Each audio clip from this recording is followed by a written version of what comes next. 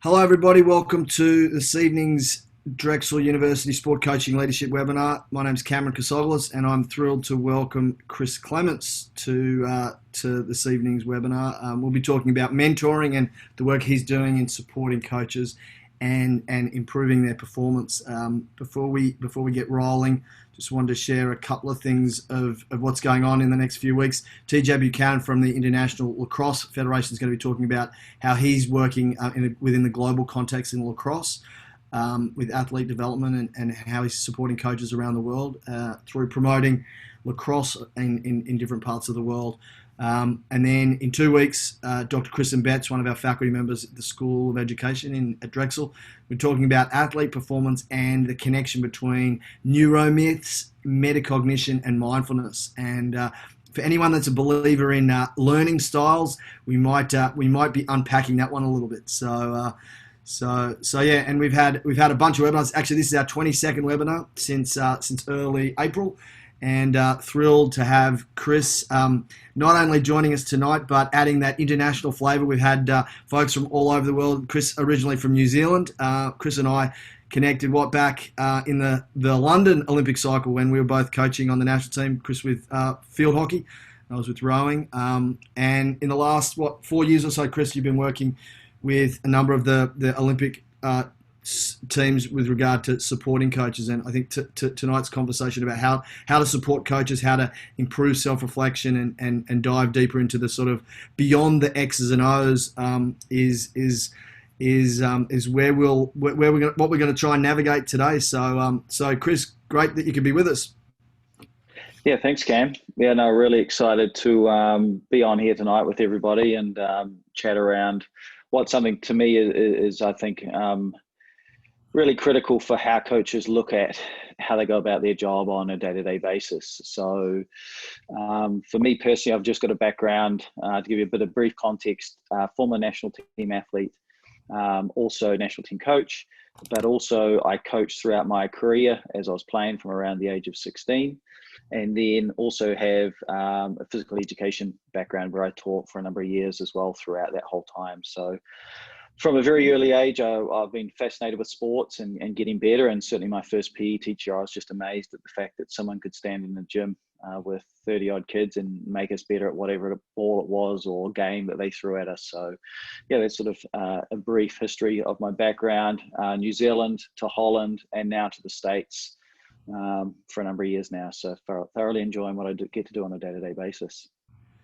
So, Chris, why don't you just tell us a little bit about what you're doing right now? You know, using those, the various experiences you've had, both high school, collegiate, and the high performance level of coaching. How are you using that background to support coaches now at the high performance level? Well, essentially, in a nutshell, I think that what I'm able to do is be out in the field with coaches.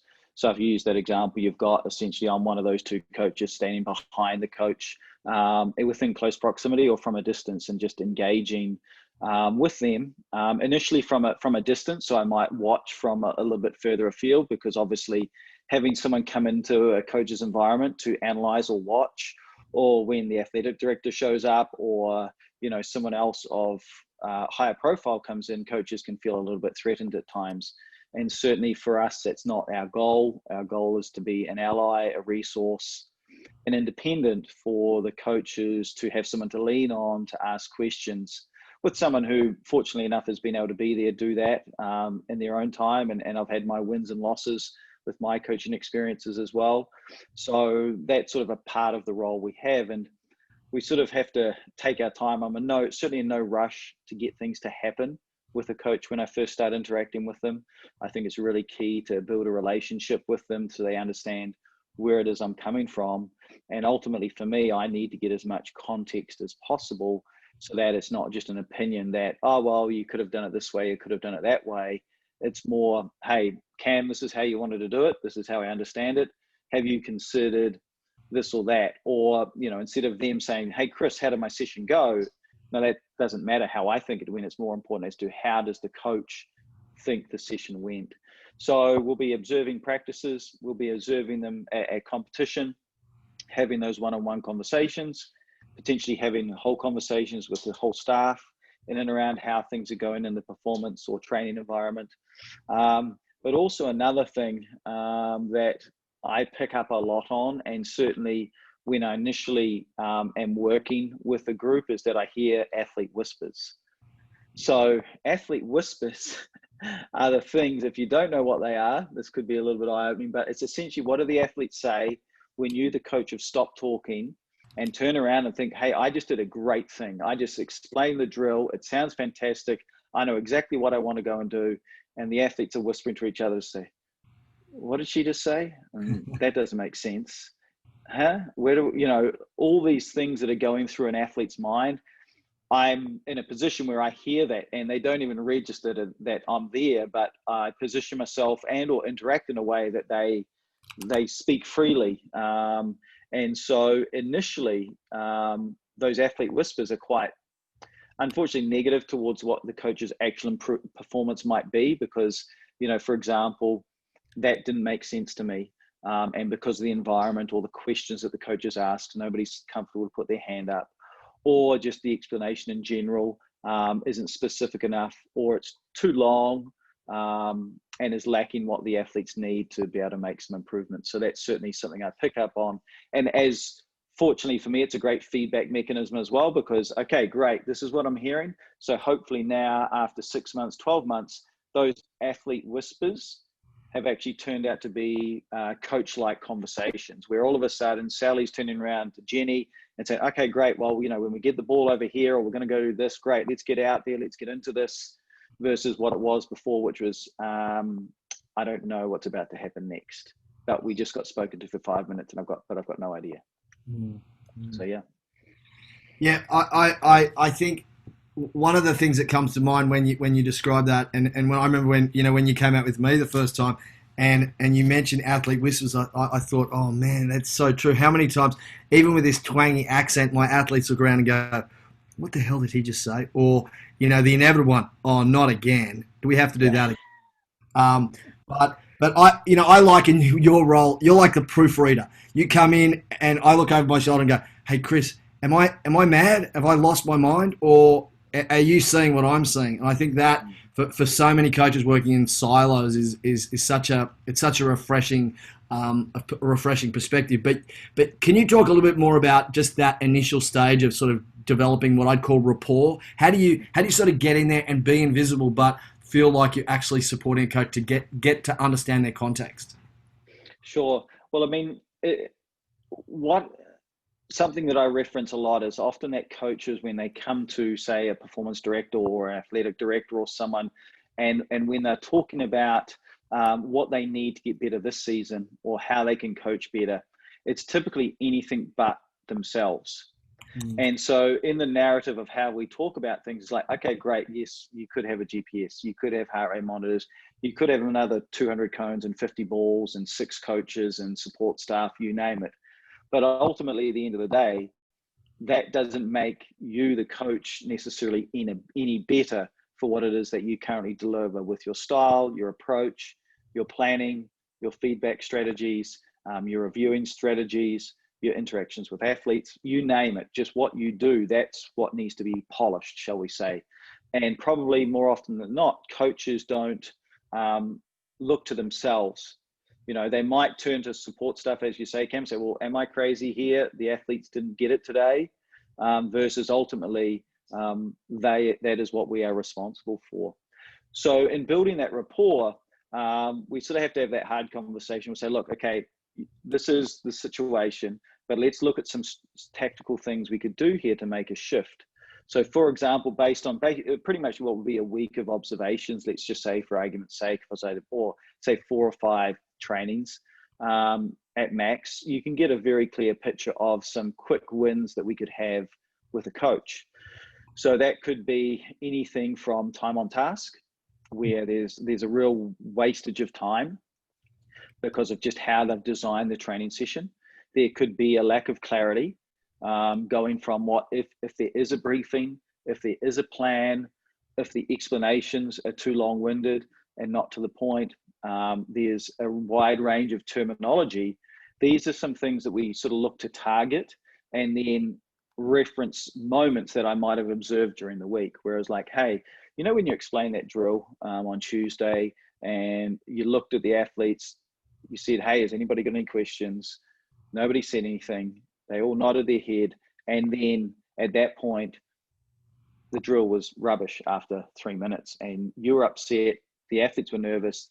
Nobody really knew what was about to happen next. And then obviously there was a bit of a bust up, and we had to sort of reset the clock, and practice went downhill from there, for example. So using those as identifying ways that what are some quick things that we could employ that could help the coach perform better ultimately, versus trying to push the envelope on the athletes. No, let's push the envelope on the coach to what they could do there. So we'd have those conversations. They're pretty eye-opening, particularly if we talk about time on task. And it doesn't matter if it's in the Olympic world or the high school world, you name it, is that typically coaches want more time. But access to facilities, you name it, right? It's not there, it costs money. But ultimately, time is sitting there for them to use if they're aware of that. So that's where you can say, oh, look, over a season, I might be able to give you back, a week, 2 weeks worth of training, even a month, maybe, depending on how they set things up. So then that feeds into planning and how they're preparing for that, and just their general management of sessions and so forth. So that would be finding just a good starting point, and that varies. It's not that we come in with the same approach with every coach. It's basically, hey, where is this coach? What are the qualities of what they've got? They're a great coach, yep, but here are some specifics where we could make some improvements. Yeah, I think that time on task concept is such a powerful one. Can you give us a really concrete example of, say that time saver you could give back a week? I mean, that sounds like a massive return. It sounds like almost like way overstated. Can you give us an example of sort of how you've seen a coach go from literally wasting a lot of time to genuinely making that time way more efficient? Yeah, for sure. I mean, ultimately what I did was I just sat there with a stopwatch and measured the training from start to finish, and whether it started on time or it started 3 minutes late, you name it, I tracked every movement that happened. So we then could break up the training to then look at, okay, here was an introduction, here was an explanation, here was feedback, here's how long a repetition took. For example, if you use a team sport example, that if they're doing a 3v2 exercise or something like that typically it might have taken, say, 20 seconds to go, but it took them always 20 seconds to reset. So that was sort of how I built out looking at that, and then also tracking individuals. So I would watch one athlete, and we might have said, look, we did layups, for example, for 20 minutes. But because of the way we'd set the layup drill up, for example, it was that Johnny only got to do 6 over the course of 20 minutes because there was extra passes, was this and that. So as soon as we start looking deeply at that in terms of, one, the number of opportunities, 2, the number of opportunities specifically for one athlete, that's where we can get into the nitty gritty of it. And so that conversation would be, hey, how did training go today? Oh, it was amazing. It was great. We were really engaged. The athletes were going. It was high paced. It was high intensity. And yes, those pieces were there. But when we ask the specific questions around, well, tell me about each individual, how many opportunities did they get? And so on and so forth, then coaches sort of start going, okay, because that feeds into then, well, how frequently do you do this activity? A lot. Well, why are you doing it a lot? Because we're not very good at it. Okay, well, let's look at why we're not good at it, and maybe it's just we're not setting it up properly to make the necessary progress moving forward. So you could go from probably being at around what we found, one example, just remembering off the top of my head, a coach thought he was operating at about 80% efficiency and 20% downtime, but appropriate. It was actually operating at about 45% on, and you take warm up and cool down out of there, and that takes another 6 or 7% off as well. So we were able to shift that needle to basically become about a 65 to 70%, which I think is we almost doubled production. So ultimately, over a 4-year quad, that's almost given us back a year, which is a bit scary, And if you can have that advantage over your competitors, that can be huge if you're going about it the right way. Yeah, I mean, I think when you explain it like that, the returns on it are massive. Of just having that extra set of eyes, literally just to have a stopwatch and say, okay, when you say go, how effective are you being? Do you want to talk a little bit about, just as you come into an organisation, assessing the culture, where you see there are rooms for growth, and what are sort of the what you call the deliverables? Because I'll flick up your slide here just so that people have got a sort of visual on sort of what you do in terms of your role. Okay, gotcha. Yeah, I mean, ultimately when we come in, we're looking, I've been specifically looking from a teaching standpoint, looking at the execution in training and or in competition, and with what it is they do from a planning perspective, so preparation before, then what's going on during training, and then what happens after training. So look, that's the lens we look at from, typically if you go along to watch a coach or ask a coach, they love to be in training, doing what they do the best. They've got an hour, they've got 2 hours to work with the athletes a day, every other day, you name it, right? That's where that typically most coaches are operating pretty comfortably. Where we find there's time missing is what's happening before. So again, it just comes down to that preparation and communication, engagement of the athletes, engagement of the staff, and around what it is we're expecting to have happen. And actually a little bit of forethought around that for, well, okay, I've got this great idea of how training should go today, but I need to sit down and in reality actually try and play this out or walk through some of the scenarios or some of the activities that I want to have happen. And then following that, obviously we get the feedback when we get going, but then often we leave training and we're off and we're back to our emails, we're back to our computers, or we're on to the next thing versus actually critically looking at, okay, this is what our intention was today. This is what our outcomes were. This is roughly how it went. And therefore, what is it that we need to, what was great and what do we need to learn from and feed forwards? And that's essentially what I'd call a learning loop where we had something we had intended to do, we went out and did it, we reflected on it, and now we take that moment and we plug it back into what's going to happen next and or for future reference that we can bring in with regards to that. So that's roughly the lens that would look through. And then beyond that, obviously, by doing that, it has an impact on, for example, the culture of the group, because if we can get things a little bit more organized on the front end of training, people are feeling more confident and aware of what's coming their way and are less likely to be caught off guard. Heart rates and blood pressures are probably going to stay a little bit lower throughout the course of training. Anxiety is going to be lower. And then we're reflecting, so there's closure as well on training. So athletes are leaving, maybe they've been annoyed, maybe coaches have been annoyed, but within a decent conversation that happens afterwards, we can sort of level the playing field and we can come out and be in better shape for the next session, whatever that might be. So, yeah. So it really is it's that process of being a bit more conscientious of planning, being really mindful of how the execution goes. And it sounds like more than anything else, you're a really good mirror for at the end of a practice, sort of reflecting back and saying, okay, this is what happened. You figure out what you want to do with it. It's a lot less judgment and just sort of being really objective of this is what you plan to do, and this is what actually happened. And then exactly, almost leaving it to the coach to figure out what to do with that.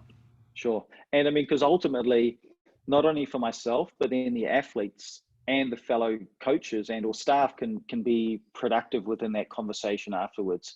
Because again, it comes back to what I mentioned earlier about the context, right? If I don't have context for how it is you wanted to coach today, why it is that you wanted to give feedback in a certain way that you did, why it was that you did the progressions, however it may have been, the game-like activities, no game activities, you name it, then that's when we can get into a decent discussion about, well, hey, this is actually how it went. And that's all it is. And it's nothing more than questioning, chatting, reflecting, and then, ultimately the more that you do that, the more positive those discussions can be. And I think initially people take it as a real judgment and a negative thing that they have to do, or why have we got to get together and chat about this? I think it was great, when actually, no, why was it great? What was it that you did today? Did you talk to all the athletes? Did you not talk to all the athletes? Maybe that was intentional. You didn't want to talk to that athlete to see how they responded today to no feedback or whatever that might have been. So, yeah.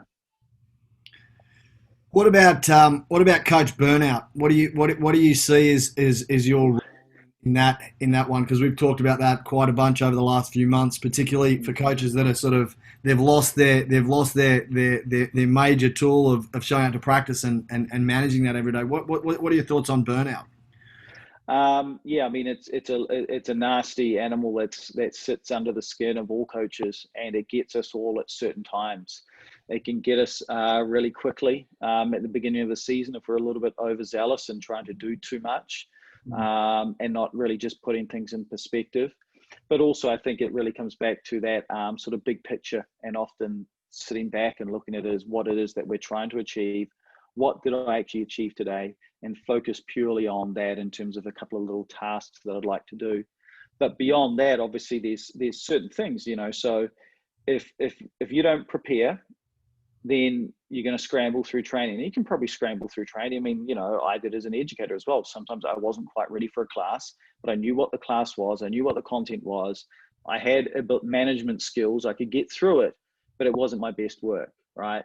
But I was able to reflect on that and knew that what the product would be if I stood back and then had a look at it and then went, right, okay, this is what I need to do moving forward. So that reflection piece, I think, is where that helps so much, is purely reflecting on ourselves and then giving ourselves a bit of a break, because coaches put in a ton of effort and energy on a day-to-day basis, and we're probably not good at switching off or having the confidence to flip the switch off. And more often than not, we think that, hey, if I just keep going, it might give me an advantage for tomorrow. But at no point does anybody stop and take a breather, right? So that's where it really comes into strategically looking at the days and how they're going as to what it is important, when it's time to switch off. I mean, obviously, we'll always pick the phone up if need be, but it's ultimately, hey, my phone's off now, and it's off for a reason, because it's my time. And so I think that's really, really key, is that we don't do a good job of that as coaches in general. I've got a few ideas around strategies in and around that, but it would just be a matter of coaches having the confidence to do that. And my biggest thing is that hopefully coaches take what they've learned through this last 6 months or however long it's been, and how refreshed they might feel, but then try to employ, like, what a forced break.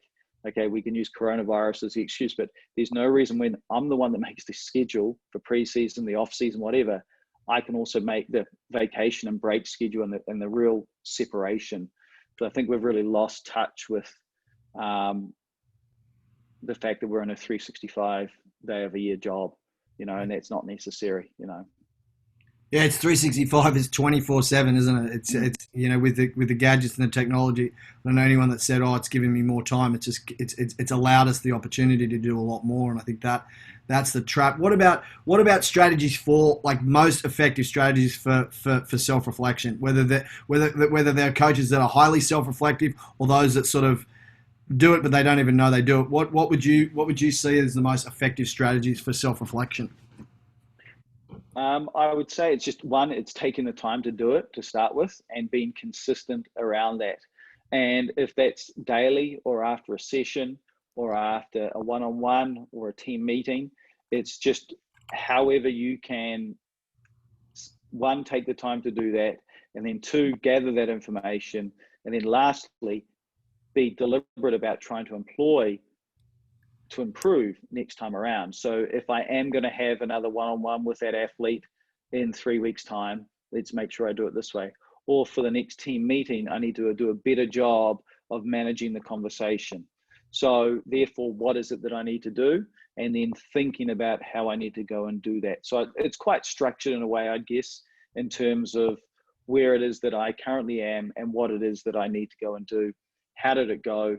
And then try ultimately after that, is that you can get quite fixed in, we can all get fixed in our ways, right? So I feel that if a coach is willing to put themselves out there, and even I've found the best moments have been when a coach said, hey, look, I'm going to try something today.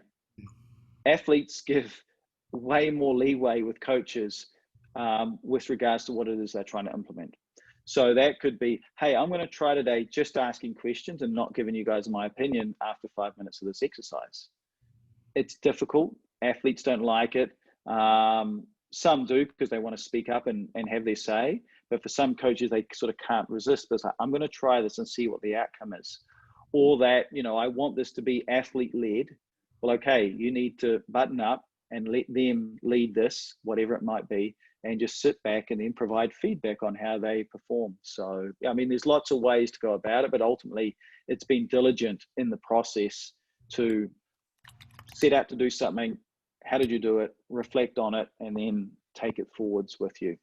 Yeah, love it. It brings to mind, so many of the athletes that we've all worked with change their game when they get to do a bit of coaching. Have you, doing all this coach development work, mentoring, support, is there one thing that you wish you knew when you were coaching that you've seen sort of from the outside now that you wish you knew when you were coaching? Yeah, I mean, stop sweating the small stuff. Simple as that. I mean, that was the biggest thing, that you just got caught up in things that at the end of the day didn't matter as much, even though to you were really proud of the work and the product you were trying to produce. But ultimately, you were the only one that probably were taking note of that, and being critical of yourself, or having to manage or try and think like you had to poke holes in the dam that was leaking, when really it wasn't. It was just internally for myself. So it's really been trying to have coaches see that. And for example, one I just recently sat down with, I said, look, can you just tell me what you want to try and do today? And my goal is to not see you running from the field to the office, to lunch, to that meeting, back out to the field, and so on. He's like, why? Well, you skip lunch half the time, or you get someone else to bring it to you, and you go, I mean, good on you, but this is only going to last for so long, right? And let alone when you get home, I don't want to see video clips coming through at 10 o'clock at night. Your athletes don't want to see that. Have time for what it is you need. So therefore the strategy was, well, what do we do? I said, well, let's look at your day.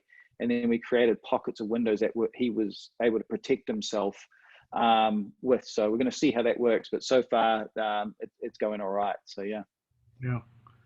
What about for those that don't have the resources? They don't have the luxury of someone like yourself to come into practice. Whether it's an AD that sees this as a huge opportunity to add to their portfolio to support their coaches. But what about those that don't have the resources to sort of bring someone in on a daily or a weekly basis to sort of be that extra set of eyes? Sure. I think where it sort of starts is just identifying what we believe are key deliverables. And I've sort of mentioned what these sort of are around, okay, what does a thorough planning process entail if I'm going to go out there and perform today? So who writes the plan?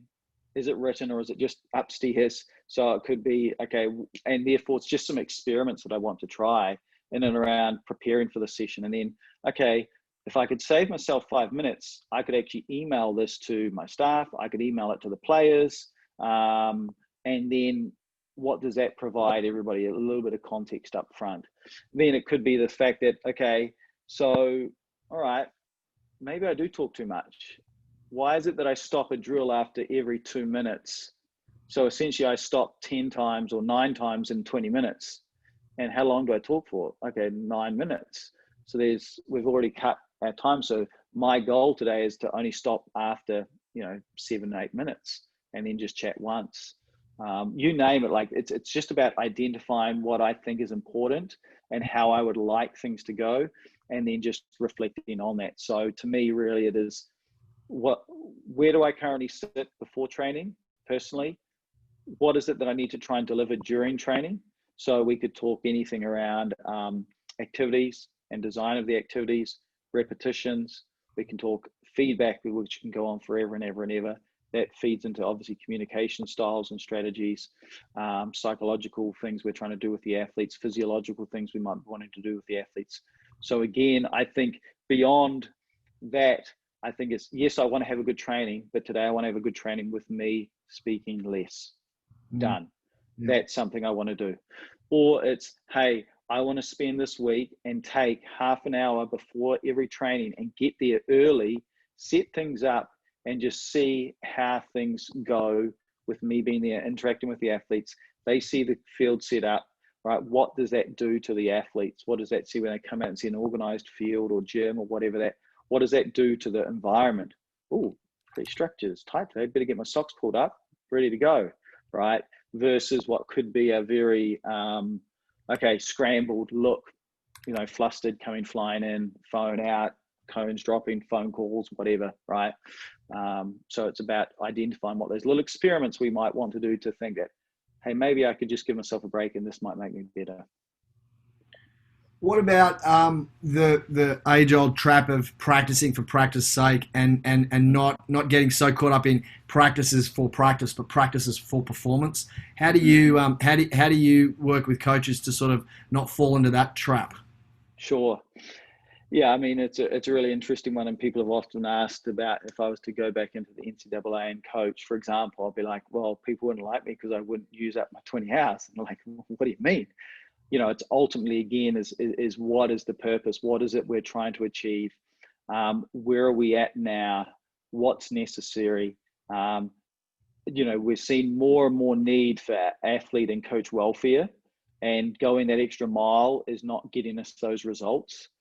But we all think that that's what will give it to us. If we work harder than everybody else, or we work this more than anybody else, yeah, I mean, okay, but if, for example, if I can, one, give you back a year and 4 years, or a week or 2 weeks, we'll have a breather, take time off. I mean, how is it when we come back, or have an extended long weekend, for example, with a lot of people, like, have a break, step out of it, come back into it. So to me, it's about identifying what those little things could be that we could do to get better ultimately, for sure.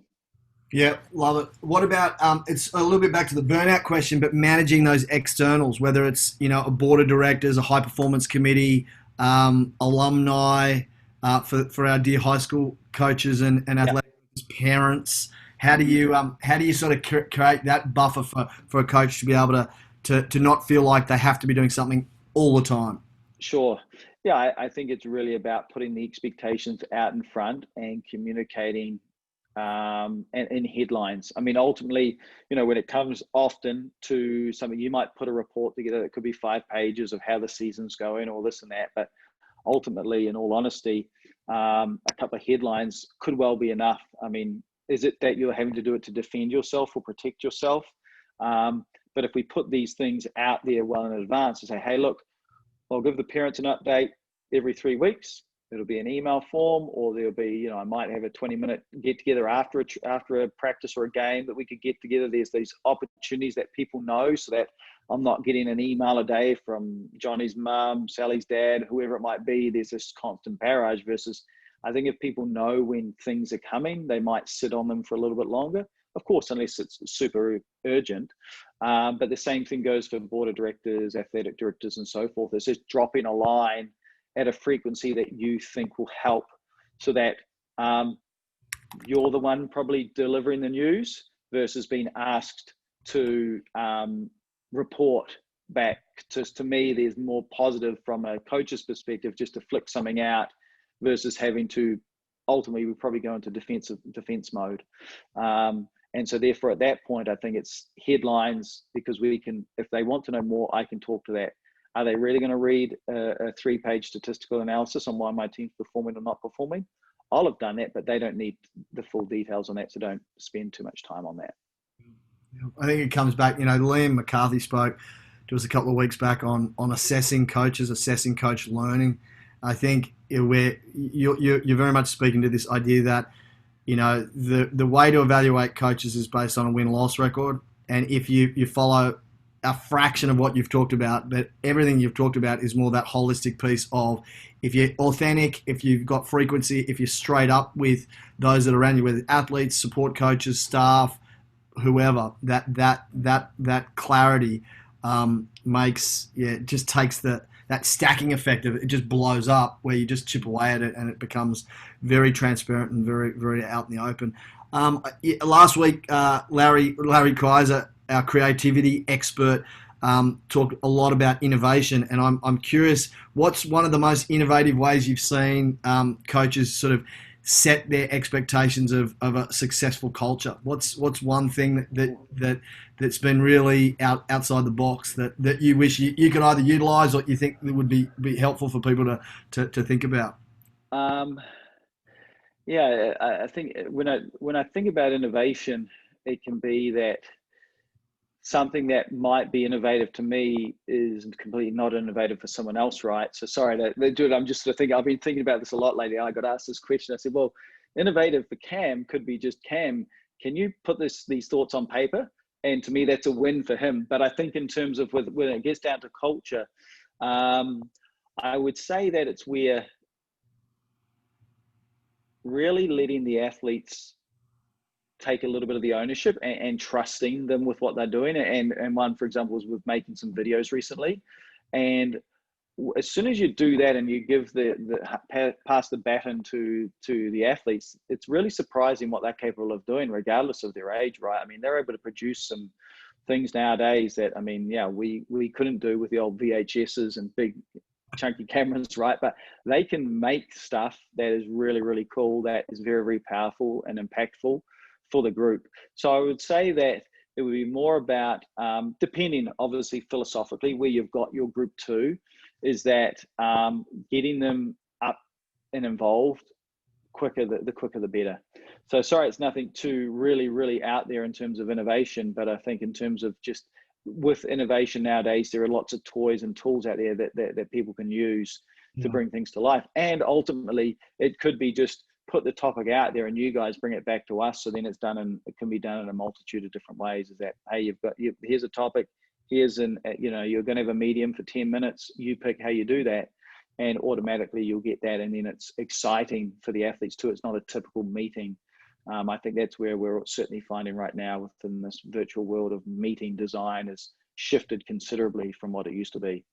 Yeah, no, look, I think particularly the collegiate level, that those limits that coaches are basically forced to follow with that athlete-centered approach where, you've got student leaders at all levels, that insightfulness that the student athlete can, I mean, they're vested then they become a part of the process. So while it may not be, pulling the rabbit out of the hat, so to speak, but creativity doesn't necessarily have to be something, squeaky and shiny and new, because I think that's probably the distraction that many, I would say, younger coaches are looking for. What's the shiny new object? And the shiny new object is, there isn't anything new. Just do a couple of things really, really well, and you'll find that people have a much better time in the sport, and you'll probably be back, the following season. So yes, yeah.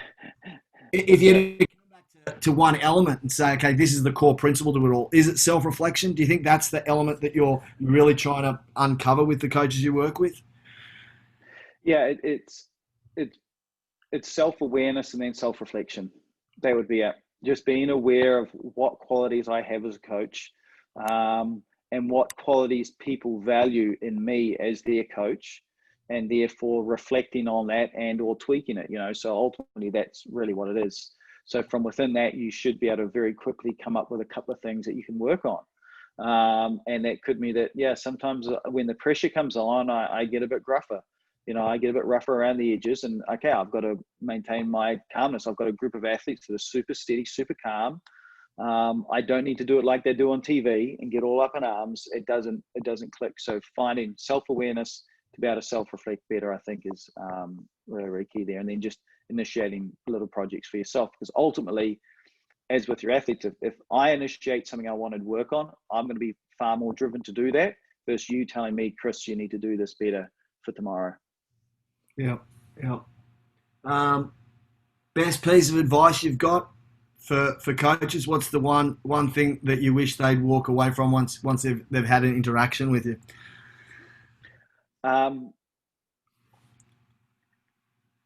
That the solution is right in front of them, and they're ultimately responsible for that.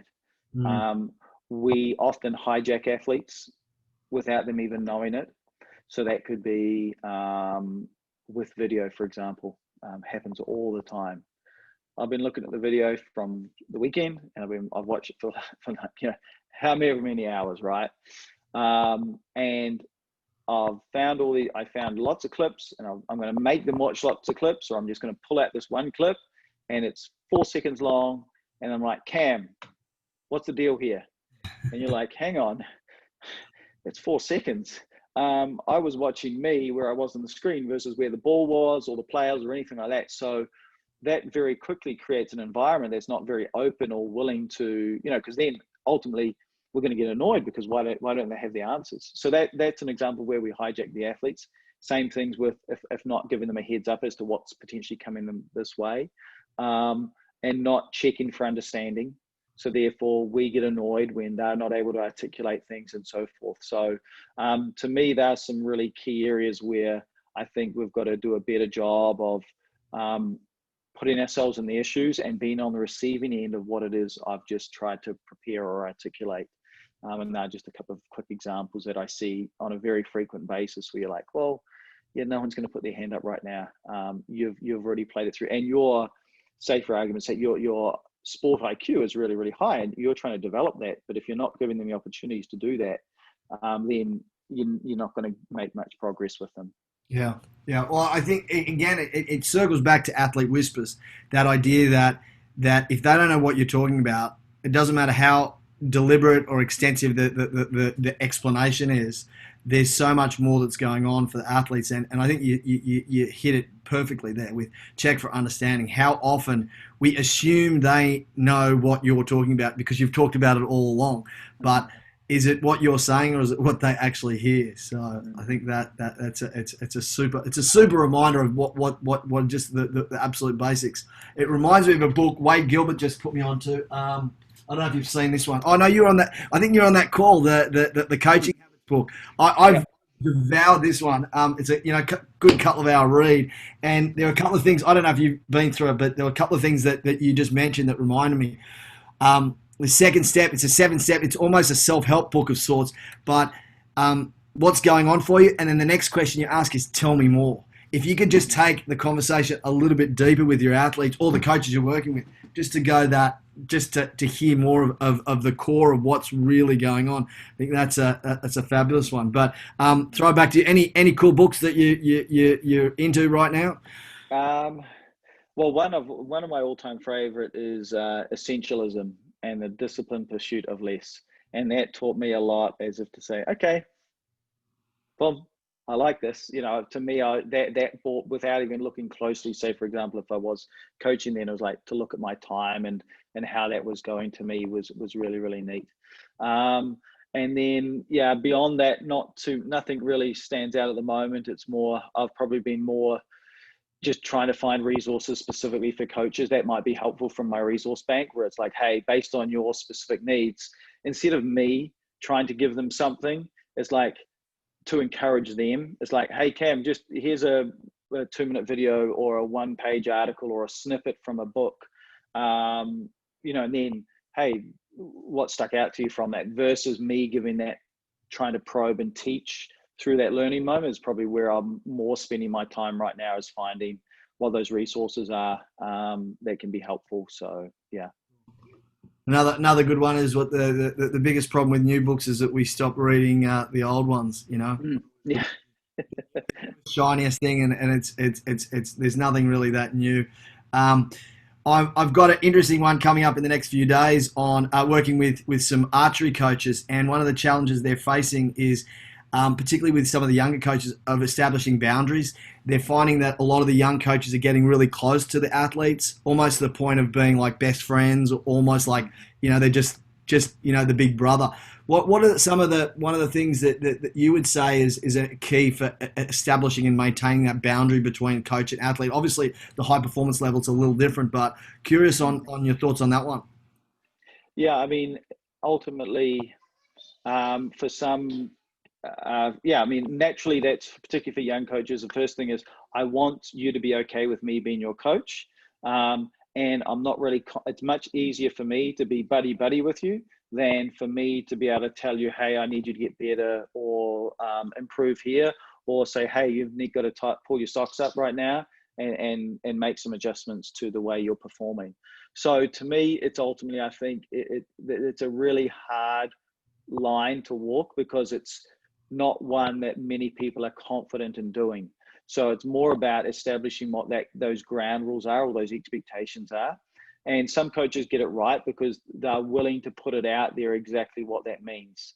By all means, have fun with the athletes, engage with the athletes. You don't need to be stone cold with them, but I think it's really about setting up what it is that you want to be able to do. Because if you go too far down that line, it's too hard to get them back, or to get your footing back for where it needs to be in terms of what it is you want. And ultimately, I think what needs to happen first and foremost is that a young coach or any coach should always try and model the right behaviors, traits, habits in and around performance, communication, preparation, delivery, you name it, is that ultimately they hang off every word you say and do. And therefore, we've got to be super careful about that to make sure that we're able to do that. So it's ultimately trying to get, I think, young coaches to look at probably coaches that they've had and or aspire to be, and therefore, right from day one, you've got to try and operate in this way as best you possibly can. So, but yeah, I think it's always going to be an issue. So I think it's really about getting out there in front of them first and foremost to identify what the common pitfalls may be. Yeah, no, it's a tricky one. You know, when you're a younger coach, it's easy to get close, and when you got a little bit of grey hair growing off your chin, like some of us, they're like that old dude. He doesn't know anything anymore. Sounds funny, Yeah. he doesn't know anything. So Yeah. or he knows what it used to be like back in the good old days. So yes. Yeah. Exactly. I want to open up any questions. I know Brandon, you flicked your video on. Anything that you wanted to quiz Chris on when it comes to supporting coaches, mentoring, anything? We've got about 5 or so minutes left. So, yeah, go ahead, Brendan. Nothing I can think of in particular, but you did mention, you said at one point the solution is right in front of you. Can you go a little bit further into what you meant by that? Yeah, sure. I mean, ultimately that comes down to it's your performance as the coach. So there must be something that we've said or done that has created this environment or this instance, that blank face or the nervous nodding. And you've got to look at that moment and go, okay, did that stick or did that not stick? My intention there was this, that happened. So ultimately, again, it just purely comes back to ourselves. So if I should have probably said more that like you're staring you in the face in terms of you're looking in the mirror, ultimately that's where it's at. And that's where I have to sort of spend some time with coaches to identify what those are, because I might sit in a reflection session and the typical things where they didn't get it today, I don't know what was up with them, you know, you name it, they're the typical faults that they're pointing at as coaches around how training went or the match went, when ultimately we're responsible for that. So until we shift the needle in terms of the ownership of that and admitting to put our hands up, if it was the tactics, if the technique, if it was the feedback, if it was the terminology, you name it. So that's roughly what I was getting to there. Yeah, I think that's a really interesting one, and you know, thinking about the different sports that we work with, you know, and one that comes to mind is that dreaded post-Olympic reflection. You think, if I knew then what I know now, or I knew it then, I just didn't do it, you know, and that trust in your gut to say, you know what, it's going to be difficult, but I absolutely believe it's the right thing to do. And even if it's not the right thing to do, at least you've got full control of the decisions. And as soon as it becomes reactionary, what do they think? What do the athletes think? What is the data on performance? Once you get into that really tricky loop of waiting for other feedback, you know, I give you a classic example with the Australian Olympic rowing team. They were at a point going into the London Olympics where athletes couldn't assess how practice went until they looked at the biomechanic data. Wouldn't matter how fast they went, wouldn't matter what the video, they had to look at the actual biomechanics and look at the squiggles on a page to be able to determine whether the practice was successful or not. I think that's to your point where it is in front of you. It's just a question of what do you focus your attention on, and how deep into the analysis do you really need to get.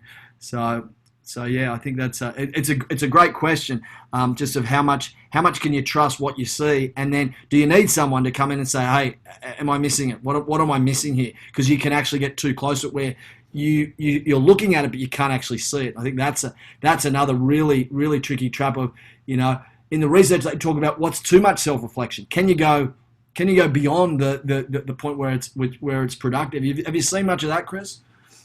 Yeah, for sure. I mean, definitely where it's like, hey, it's okay, you know, and then it's a matter of, do we need to go through it with a fine tooth comb, or ultimately is what we always say about athletes is we only need them to tweak one thing, but as soon as you fill their head with 3 technical things or a bit of jargon, it just ruins them, right? So again, hey, I wanted to just be better with simplifying my communication today. Or we agreed now we've had a problem with terminology, that we've got too much jargon.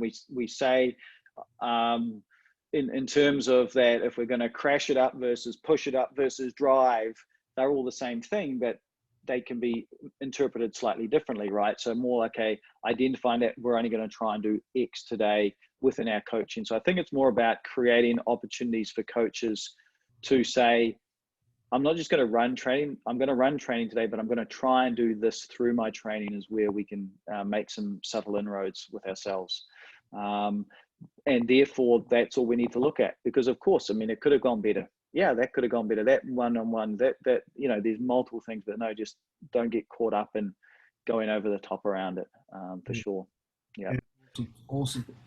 All right. Well, I think that's an excellent summary and a lot of really good things in there, Chris. So I appreciate your time. Anything just for the good of the conversation? Anything that you want to wrap up on?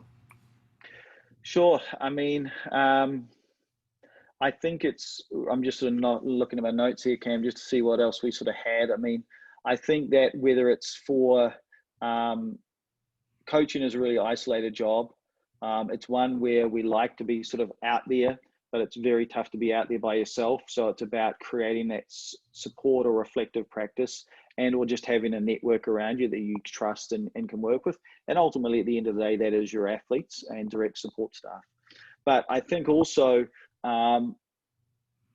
really looking at a couple of things, which is, okay, when we say, Cam's a good coach, well, what makes Cam a good coach? I hear that, he's a great coach, but all of a sudden Cam's gone. Well, why is Cam gone? All right, but do we really pay attention to what that was about? And therefore, Cam, don't walk in and say, well, look, hey, I'm coming into your guys. I'm going to get my athletes in here. In 5 years, we're going to win state championship or conference championship. In 7 years, we should be pretty good. My freshmen will be sophomores, rising juniors. We're going to win the national championship. And it's all going to be happy days, right? Because that's very rarely the case. And to go about that, you're probably going to go about things a little bit differently than what you're saying you might do. So I think just in general, being able to look at it as what you're trying to do on a day-to-day basis and giving it your absolute utmost around that, and being intentful around what it is you go and try and do. So yeah, those would be my closing remarks, I guess, for sure. Awesome, Chris. Well, always good to chat. I'm sure. I think we've got another meeting coming up in at some point in the next couple of weeks. So we do, yeah.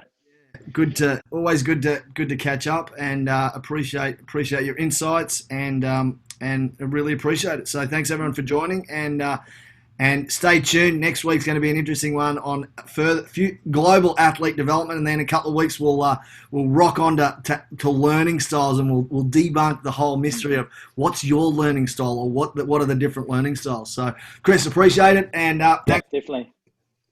Thank you. Thanks, everybody. Yep, and reach out if anybody's got any questions anytime. We're more than happy to help.